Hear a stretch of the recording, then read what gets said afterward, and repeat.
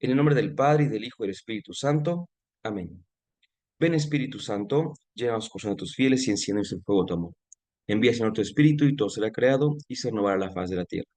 Espíritu Santo, fuente de luz, ilumínanos. En nombre del Padre, y del Hijo, y del Espíritu Santo. Amén. Séfora, la esposa de Moisés. Si algo al ser humano le ha llamado siempre, si algo busca el ser humano siempre, es reconocimiento. Que se le reconozca en su dignidad, con sus dones, con sus talentos y, ¿por qué no? También con aquellos defectos, con aquellas áreas de oportunidad, como le suelen decir actualmente también. Queremos ser alguien.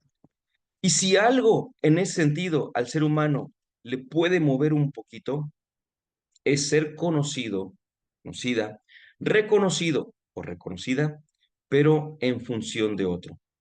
Y nos damos cuenta de que muchas veces eso pasa.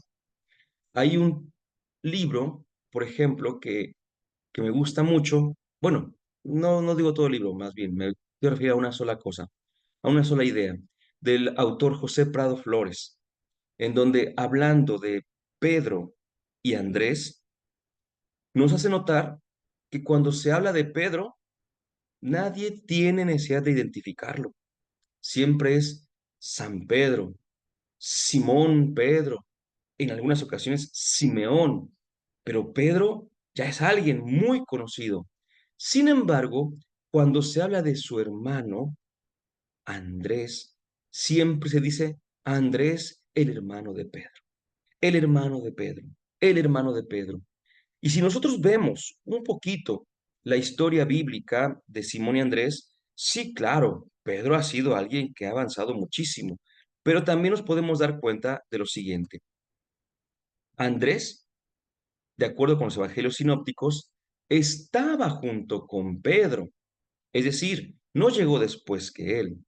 Y si nos vamos al evangelio de Juan, que para muchos es todavía más cercano a lo que realmente pasó, algunos dicen que Andrés fue primero discípulo, fue antes que Pedro discípulo de Jesús, y que Pedro llegó gracias a Andrés. Este José Prado Flores, este autor, lo menciona justamente por eso, porque en el seguimiento de Jesús muchas veces se da esto. ¿Qué? Pues resulta que alguien llega a algún grupo y está contento y demás, y llama a su amigo o a su hermano de carne o a alguien más. Lo conduce al grupo y luego el famoso, el importante, el conocido o reconocido es el que fue después.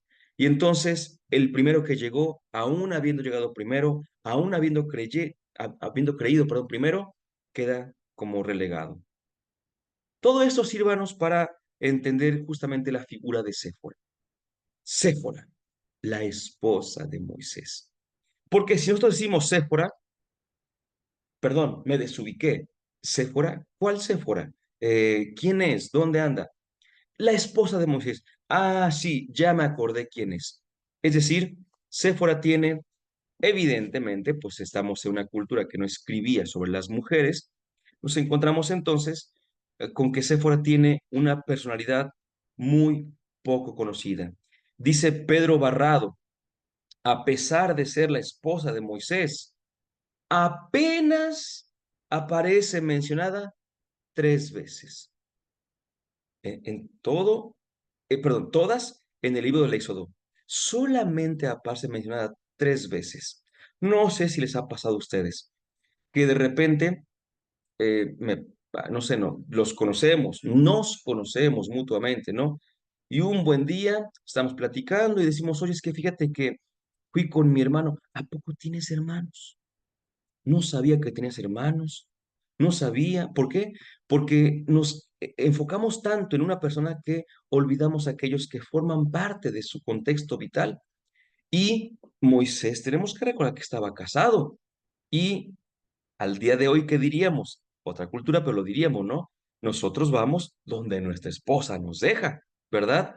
En un sentido muy amplio, claro está, sabemos que todavía existen muchos rezagos y lo que tú quieras, pero En general podemos ir, vamos a donde nuestra esposa nos da permiso, donde no nos pegan, decimos a veces, ¿verdad?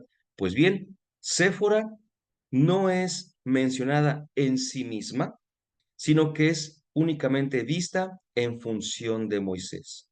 Y aún habiendo sido vista en función de Moisés, es mencionada, insisto, con Pedro Barrado, solo en 3 ocasiones. Éxodo 2:21, Éxodo 4:25 y Éxodo 18:2. Impresionante, impresionante. Dice el mismo Pedro Barrado, Séfora o Sípora, originalmente, tendría que ser un personaje importante en la escritura, pero no lo es, o no lo es en la medida en que debiera. Y él, el autor que estamos de momento siguiendo, hace unas semanas, ¿se acuerdan que para el tema de la enfermedad seguíamos a otro autor de nombre Sergio Cox Armstrong y nos apoyábamos en otros autores, por supuesto? En esta ocasión estamos apoyándonos en Pedro Barrado Fernández, un biblista español. Entonces vamos a seguir aquí, ¿no? Séfora cumple efectivamente el mandato del Génesis. No sé si llamarle mandato, mejor dicho, ¿no?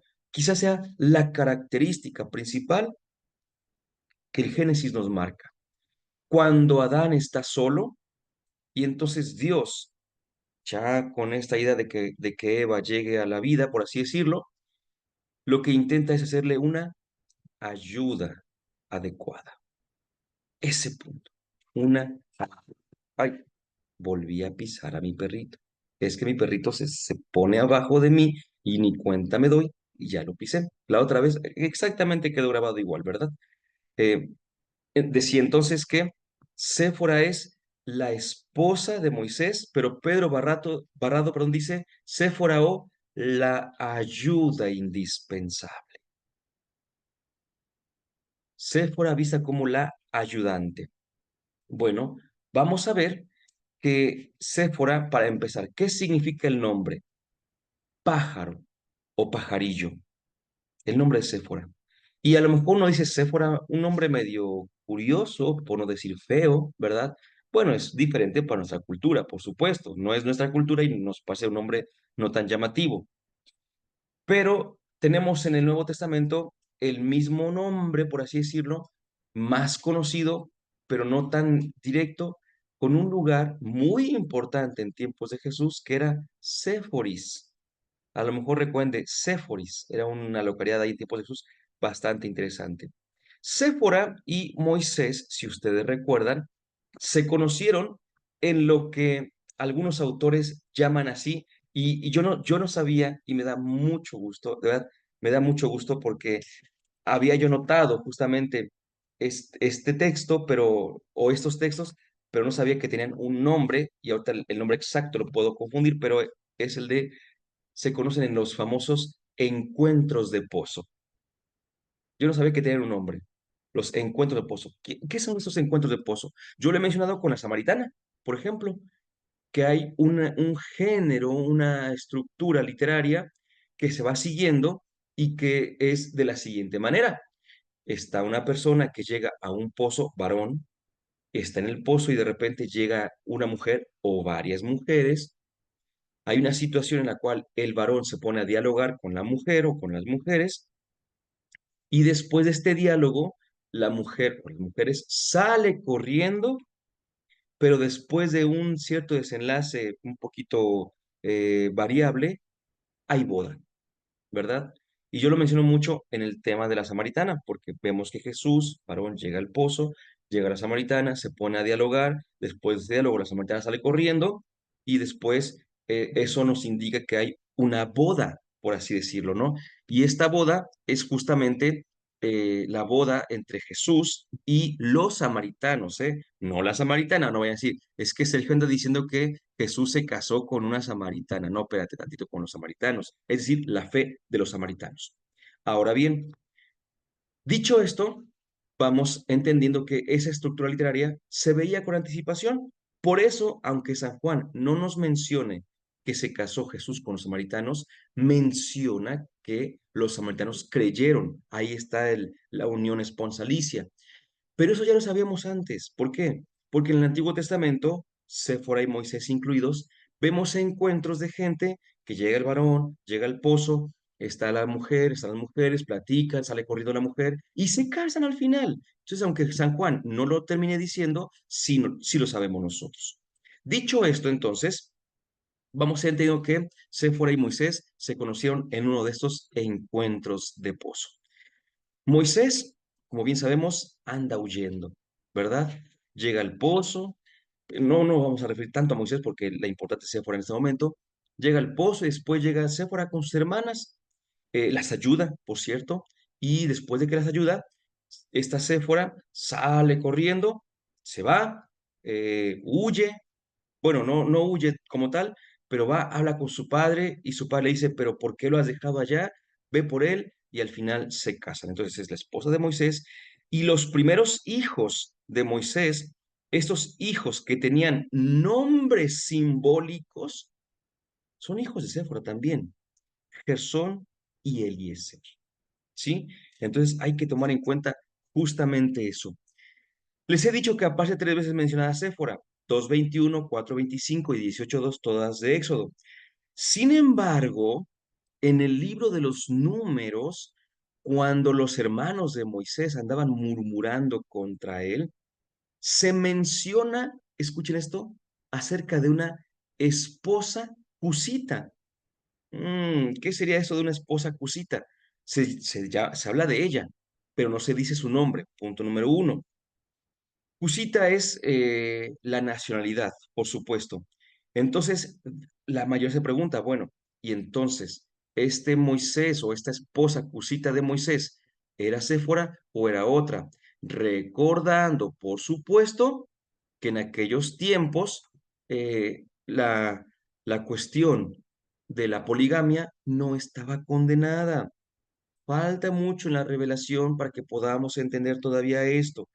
Bueno, no solamente sería entonces, aquí hay una cosa importante, extranjera, Séfora, es decir, no judía, sino que además, yo puse esta imagen y me quedé con ganas de poner otra, pues, es obviamente, para empezar, es una imagen totalmente aleatoria en ese sentido, pero no puse la otra porque si esta mujer, esposa de Moisés, Cusita, fuera Séfora, sería de piel negra.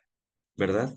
Y entonces, esto para algunos puristas de la raza judía sería una afrenta, pero bueno, no se preocupen, no se preocupen, sabemos que eso no mueve dignidades ni nada por el estilo, pero algunos sí tienen así como que bien grabado dentro de ellos, esta pureza, al parecer, pureza de raza, ¿no? No se preocupen. ¿Qué más sabemos de Séfora? ¿Qué podemos decir? Mira, yo lo primero que quiero que veas es, de hecho, nada más quiero resaltar dos cosas y concluir.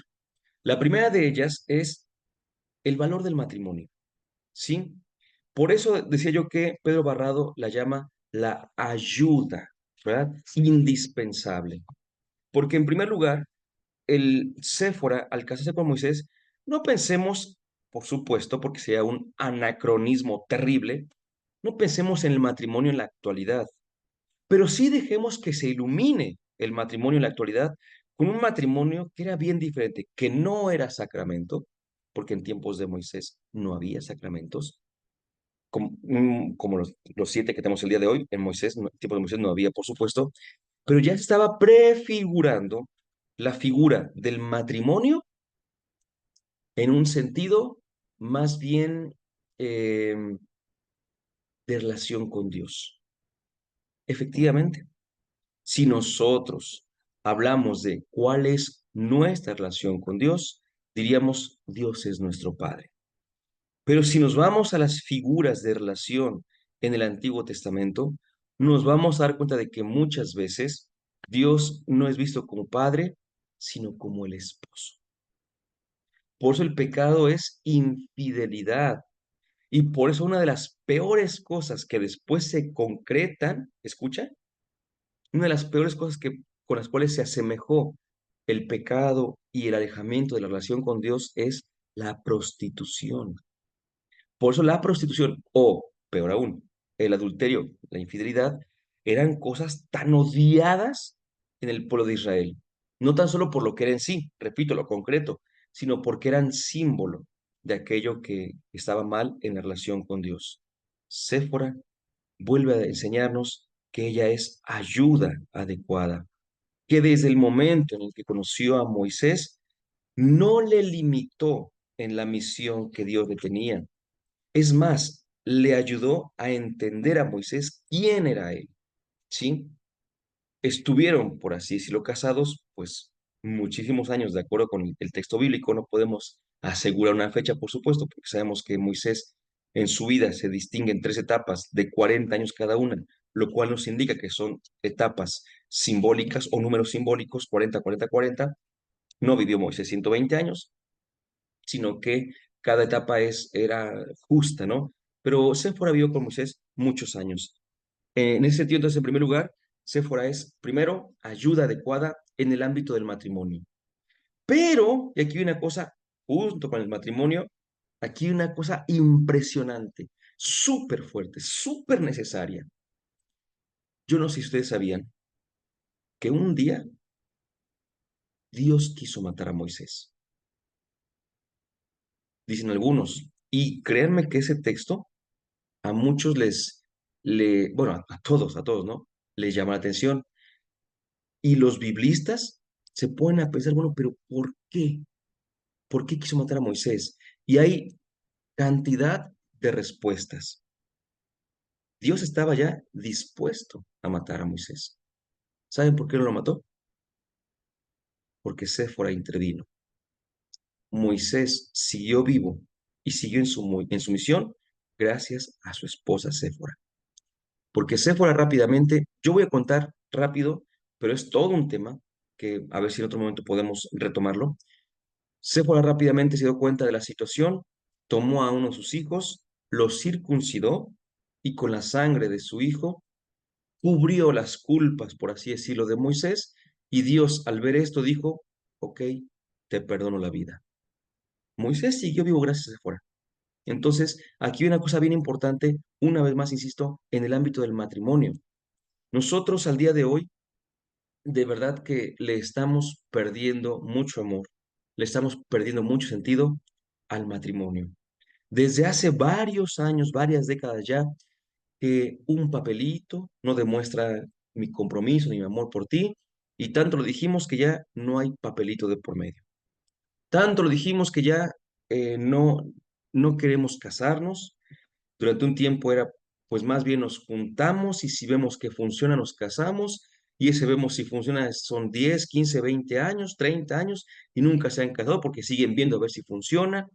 El matrimonio, al día de hoy, el matrimonio por la iglesia tiene, híjole, un lastre muy difícil, muy pesado, mejor dicho, porque este lastre que tiene el matrimonio actualmente, ay Dios mío, me da hasta miedo decirlo, pero hay muchos en el hecho, o mejor dicho, en el derecho, sí, hecho y derecho. En el derecho hay muchos matrimonios inválidos en la iglesia. ¿Qué significa esto? Voy a rápidamente decirlo porque necesitamos entenderlo. En la iglesia no hay anulación de matrimonio, no la hay, no hay divorcio. Oye, pero es que yo vi que mi tío y mi tía, no sé qué tanto, yo conozco gente que sí, que se pone al Vaticano, que piden, a ver, explicamos rápidamente. En la iglesia no hay anulación, porque anulación significa se dio un matrimonio, se dio bien dado, y después alguien viene y lo destruye, lo deshace, lo separa. En la iglesia no existe eso. En la iglesia lo que existe es la declaración de nulidad. ¿Cuál es la grandísima diferencia? No es la palabra nada más, para nada. De hecho, son cosas totalmente distintas. Cuando alguien dice, oye, es que yo me quiero separar de mi esposa. ¿Por qué te quieres separar de tu esposa? Porque mi matrimonio no fue válido.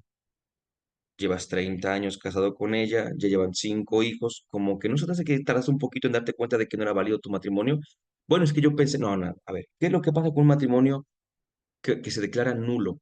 Oye, es que fíjate que pongo un caso rápidamente, ¿no? Una vez una joven que duró casada como un año con su esposo, dice que ella se dio cuenta de que su esposo no entendía qué era el matrimonio, dice porque se casaron y la misma noche de bodas, eh, cuando llegaron ya a su casa, agarra el esposo y saca de atrás del pantalón una hoja toda doblada y mal hecha y la aventó por allá.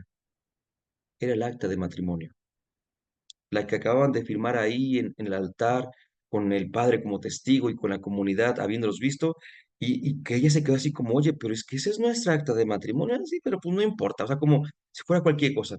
Y dicho y hecho, el joven este no sabía que era el matrimonio propiamente, pensó que era como un contrato más, y terminaron separándose cuando en su momento los censores, llámese sacerdotes o demás acompañantes que te dicen, bueno, quieres ver si tu matrimonio es nulo, hay que hacer todo un proceso y lo primero que tienes que hacernos es contarlo todo, ¿sí? Entonces, tienen que hacer un escrito desde que se conocieron, que se hicieron novios, cuántas veces terminaron, por ejemplo, cómo es que regresaban, cuando se casaron, por qué se casaron, o sea, todo eso porque todo eso es previo al matrimonio. Y si ahí vemos no una ni dos, sino tres, cinco, 10 fallas, dicen algunos, pues sí es cierto, este matrimonio, de hecho, no se tuvo que haber celebrado. Hay muchos matrimonios que actualmente, pues parejas que viven juntas, pero que sus matrimonios, por derecho, insisto, son inválidos. Entonces, de hecho, pues siguen juntos, pero por derecho su matrimonio es inválido, ¿sí? O es nulo, diríamos nosotros, por eso se dice declaración de nulidad. Los censores eclesiásticos, después de revisar todo esto, entrevistar en la manera de lo posible, por supuesto, en la medida de lo posible, a la otra parte, entrevistar testigos, buscar y todo esto, dicen, pues efectivamente, este matrimonio nunca fue válido. ¿Escuchas? Nunca fue válido. No es que fue válido y te lo anulamos, no te preocupes. No, no, no. Nunca fue válido. Esa es la grandísima diferencia, ¿no? En el matrimonio que el día de hoy, repito, es una institución, es célula de la sociedad. Yo me acuerdo que desde niños decíamos, y la célula básica de la sociedad es la familia, ¿no? Y la familia se entendía matrimonio. Hoy vemos, yo creo que si vivimos en una casa, en la cuadra. Seguimos en un edificio en los departamentos. Vemos familias de lo más diversas posibles. Ojo, ojo, que no se confunda. No, lo que estoy afirmando no es una cuestión moral. Olvídense de eso. No estoy juzgando a nadie, sino estoy compartiendo una realidad que estamos viendo cada vez más y más constantemente, que es la los hijos que viven con la mamá, por ejemplo, yo tengo por ahí a la vista rápidamente a un señor que va por su hija, no sé cada cuánto, pero me ha tocado varias veces que va por ella, y pues la esposa se ve, bueno, la mamá de la hija se ve que lo odia, así, tal cual, ¿no? Siempre le echa pleito y él, a mí me sorprende mucho porque siempre se aguanta, y cuando uno con ese tipo de cosas, dice, Sabemos por qué se aguantan, porque en ese sentido, las mamás, no todas, las mamás que tienen como que esa herida, ese rencor, no han sanado, no han madurado la situación, pues se desquitan fácilmente con un, hoy no puedes ver a tu hijo, hoy no puedes ver a tu hija así con la mano en la cintura. Y luego el papá, en este caso, repito, le estoy poniendo un caso, no estoy diciendo que todos sean exactamente iguales, ¿eh? Un caso, un ejemplo nada más. En ese caso, los papás dicen, pues mejor la llevo en paz para poder ver a mis hijos, ¿no? Porque si no, capaz que me dice, un mes no los ves y no los veo, ¿y cómo le hago? ¿No? ¿Cómo le hago para verlos? O vemos, familias en las cuales ya no tienen hijos, ¿no? Aquellas famosas familias actuales que tienen dos ingresos sin hijos y ocupan sus ingresos para viajar, para conocer, todo eso. Pues es que no es malo que como pareja conozcan, pero eso es una etapa, ¿no? Pero si eso es para ellos su sentido de vida, entonces, como dicen por ahí algunos, y no es que sea la opción, sino que hubiera sido en todo caso mejor, pues mejor nos hubieran casado, porque si se casan, tienen que entender cuál es el sentido del matrimonio, que es la cuestión de la unidad y eh, l- el matrimonio une y aparte también se abre a la procreación. Entonces, esas cuestiones son las que tenemos que tomar en cuenta, ¿no? Pero al final de cuentas, más allá de todo esto que estoy diciendo, hay otras razones muy importantes, mucho, muy importantes. Y son las siguientes, que en el matrimonio, en los matrimonios, lo que se intenta es buscar la santidad del otro, buscar que tu esposo sea santo, buscar que tu esposa sea santa. Esto no lo entendemos. No nos casamos porque yo quiera ser, porque yo quiera que mi esposa sea santa. Me caso porque me gusta, me caso porque la quiero, me caso, lo digo ahorita y me acordé de un padre que nos contaba que cuando él entrevistaba a los muchachos que querían casarse, la pregunta que él hacía, a ver, ¿por qué te quieres casar? Era una pregunta, podríamos decirlo, con trampa, ¿no? Porque, ¿por qué te quieres casar? Y no faltaba, es que lo amo con locura, la amo con locura, es que ya quiero que vivamos juntos, y bueno, esas son las buenas, por supuesto, ¿no? Había otros que decían, es que ya no aguanto a mis papás, ya hay que salirme de mi casa. Hay otros que decían, es que pues llevamos 5 años de novios y nos están diciendo que ya es tiempo de casarnos, que ya no vamos a poder tener hijos, y daban muchísimas razones. Y dice el padre, pues no los caso. ¿Qué? ¿Por qué? Dice, porque no han entendido lo que es el matrimonio. Y el matrimonio no es por eso. Todo eso lo puede implicar. Es decir, yo no podría decir, yo me casé con mi esposa porque me gusta. Esa no es la razón para casarme con ella, pero en absoluto. Pero no estoy diciendo que no me guste. Es otra cosa muy distinta, ¿no? Por supuesto, uno se casa porque quiere alcanzar la santidad. Y en este caso, el matrimonio quiere alcanzar una santidad conjunta, una santidad en la cual mi esposa, mi esposo lleguen a ser santos y en la cual también yo sea santa. Y hay una pregunta que suelen hacer mucho y es, ¿qué pasó con los que murieron antes de Jesús? ¿Se salvaron o no se salvaron? Me lo preguntan mucho y lo hemos ya respondido también bastante. También para ellos la salvación fue propuesta. Y en ese sentido también ellos pueden ser santos. En el calendario tenemos a San Moisés, por ejemplo, ¿verdad? Y si nosotros recordamos acerca de la muerte de Moisés, hay un detalle muy interesante, mucho, muy interesante, y es el siguiente. Cuando Moisés llega cerquita de la Tierra Santa, a las orillas del desierto, se sube al monte y ve el desierto, la Tierra Santa, la Tierra prometida, y dicen, y muere. Y entonces la idea es que Moisés no entró en la tierra prometida. A mí me gusta decir, sí entró. Y me dicen, pero ¿qué no estás viendo? Que cuando Moisés, antes de entrar, se murió y que su tumba, nadie sabe dónde quedó, pero está ahí y no sé qué tanto más. Yo les digo, ah, bueno, es que si para ti la tierra santa, la tierra prometida, es un lugar geográfico, pues yo no he estado en tierra santa. Y conozco a millones que nunca van a entrar a tierra santa, que no han entrado y que han muerto sin estar en tierra santa. Pero si para mí la tierra santa, la tierra prometida, es la presencia de Dios, Moisés sí entró en la tierra santa. ¿Y sabes quién entró antes que él? Séfora, la esposa de Moisés, la ayuda indispensable de Moisés. Por eso su figura debería ser mucho más grande de lo que es para nosotros y lamentablemente no siempre lo es.